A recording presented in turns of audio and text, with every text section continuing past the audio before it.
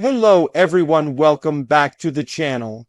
Today we're diving into one of the most dramatic developments in the conflict between Ukraine and Russia, the massive attack that reportedly destroyed Russia's land bridge to Crimea.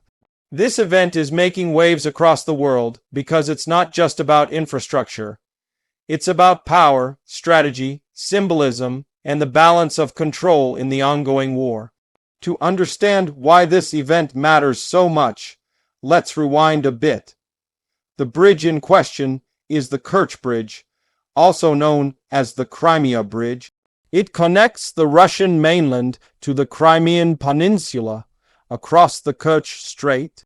Russia built it after annexing Crimea in 2014, spending billions to create a physical link between Crimea and Russia. It opened in 2018 and quickly became both a logistical lifeline and a political symbol.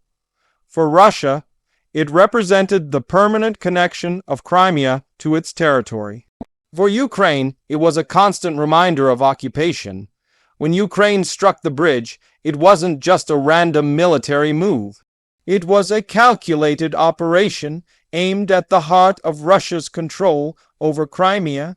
Reports suggest that Ukraine's security service planned this for months, using underwater drones or explosives to target the bridge's supporting structures. The explosion reportedly caused significant damage, and for a time, traffic was halted as Russia scrambled to assess the situation. This wasn't the first time the bridge had been attacked. It had already suffered damage in previous operations, but this one stood out for its scale and precision. The symbolism of seeing smoke and debris rising from what was once a proud symbol of Russian engineering is powerful. It sends a clear message that Ukraine can reach deep into occupied territories and strike Kiev, it's no matter how well defended. From a strategic point of view, the attack has enormous implications. The bridge is a vital supply route for Russia's forces in Crimea and southern Ukraine. It carries ammunition, fuel, food, and reinforcements. Disrupting or destroying it makes it much harder for Russia to keep its troops supplied. Every convoy delayed, every train rerouted, adds strain to an already stretched logistical system. At the same time, Ukraine knows that this attack has psychological value. The bridge was a personal project of President Vladimir Putin, who famously drove a truck across it during its opening ceremony. Damaging it again hits at his image of control and invulnerability. For the Russian public, seeing repeated attacks on the bridge can't help but raise doubts about their government's ability to protect key assets. For Ukraine, the attack is a morale boost. It shows ingenuity, courage, and capability. It proves to both domestic and international audiences that Ukraine is not just defending, but also taking the initiative. Every successful strike reminds the world that Ukraine continues to resist and innovate, but with this success also comes risk. Russia has often responded to major Ukrainian attacks with waves of missile and drone strikes on Ukrainian cities and infrastructure. The destruction of such an important asset could trigger a similar retaliation. That means more hardship for civilians and more tension across the region. It's a dangerous balance, striking to weaken the enemy while trying to avoid massive escalation. In military terms, even partial damage to the Kerch Bridge is meaningful. Logistics in war are everything. You can have the best soldiers and equipment, but if you can't move supplies efficiently, your operations falter. The bridge's closure or restricted use forces Russia to rely on longer and less secure supply routes through occupied southern Ukraine. Those routes are more vulnerable to further Ukrainian attacks. Repairing a bridge like this is not quick or cheap.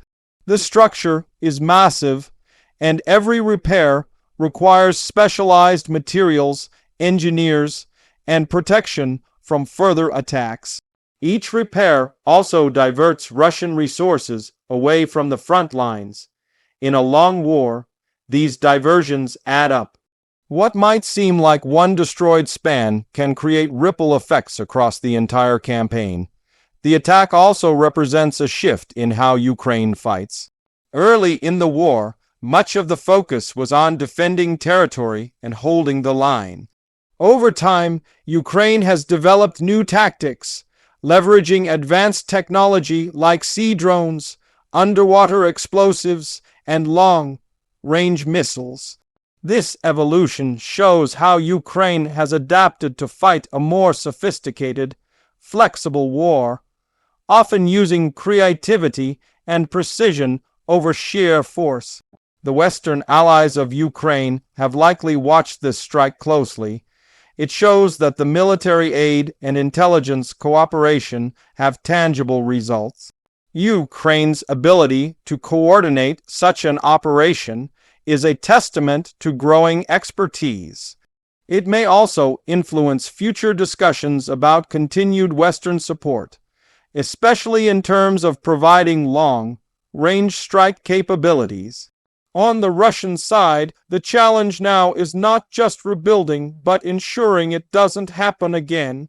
Protecting a bridge that long and exposed from underwater or aerial attacks is extremely difficult.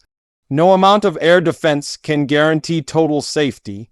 The more resources Russia diverts to guard infrastructure, the fewer it can commit to the battlefield. The destruction also forces Russia to rethink its supply chains. Crimea's link to mainland Russia is crucial for sustaining its occupation.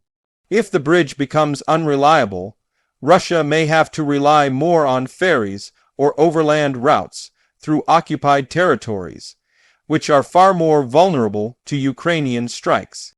Over time, that makes the position in Crimea less tenable.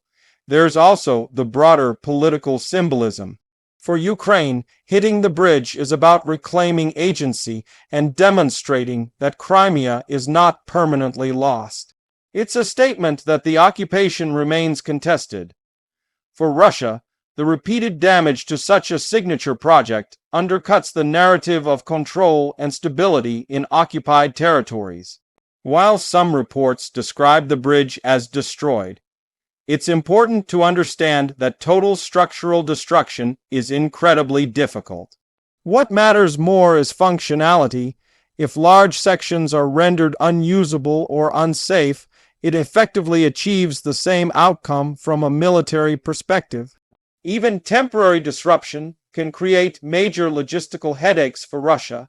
Satellite imagery and videos that circulated online show smoke, fire, and partial collapse. Russian authorities initially claimed everything was under control, but later reports indicated significant damage to the railway section. This pattern of denial, followed by quiet acknowledgement, has become common after major Ukrainian strikes. It's part of the information war, maintaining public calm while managing the crisis internally. In the long run, the Kerch Bridge will likely continue to be a target. Every repair effort creates a new opportunity for Ukraine to test its capabilities and to remind Russia that its hold on Crimea is fragile. The psychological effect of never feeling secure can be as damaging as physical destruction. For people in Crimea, these attacks also send a message. They highlight that Ukraine has not forgotten the peninsula and still considers it part of its sovereign territory. This can affect morale among both the local population and the Russian forces stationed there. When supply lines become unreliable, even daily life becomes harder. Prices rise, movement slows, and uncertainty spreads. From a geopolitical standpoint, this strike reverberates beyond the region. It reminds the world that the war remains dynamic and unpredictable. It's not frozen or forgotten. Each new development reshapes calculations in Moscow, Kiev, Washington, and Brussels. Another layer to this story is how the attack showcases the future of warfare. Traditional land battles are now supplemented by cyber operations, drone warfare, and precision strikes on critical infrastructure. The Kerch Bridge attack fits perfectly into this evolving pattern, where technology and intelligence coordination play decisive roles. We also need to consider timing. Every strike like this happens at a particular moment for a reason. It may be designed to coincide with broader offensives, international negotiations, or symbolic anniversaries. By hitting the bridge now, Ukraine draws global attention again to its struggle, at a time when some international focus may have shifted elsewhere. There's no denying that the destruction of Russia's land bridge to Crimea is a major turning point, even if only temporarily. It changes logistics, psychology, and propaganda on both sides. The footage of a damaged or burning bridge undermines Russia's claims of total control, while inspiring Ukraine and its supporters. The next steps will be critical. Russia will rush to repair and secure the bridge, deploying additional defenses and possibly retaliating with new missile strikes. Ukraine will likely continue to identify weak points in Russia's supply networks. Each side will adapt, but the balance of initiative seems to have shifted slightly toward Ukraine. It's also important to remember that infrastructure attacks have ripple effects beyond the battlefield. They influence negotiations, public sentiment, and even economic conditions. Disrupting supply routes affects everything from fuel prices to troop morale. In prolonged conflicts, these indirect effects can shape the outcome as much as direct combat. This attack could also push Western allies to increase air and missile defense support for Ukraine, knowing that precision operations can deliver strategic results. It highlights that Ukraine is not just defending passively, but proactively shaping the battlefield. At the same time, this strike underscores the brutal reality of war. Every explosion, every collapsed structure represents human cost and suffering. Beyond the strategy and symbolism, there are civilians affected, economies disrupted, and environments damaged. The challenge is that modern war blurs lines between military and civilian infrastructure, making recovery and stability even harder. As the dust settles, what remains clear is that the bridge, once a symbol of permanence, is now a symbol of vulnerability.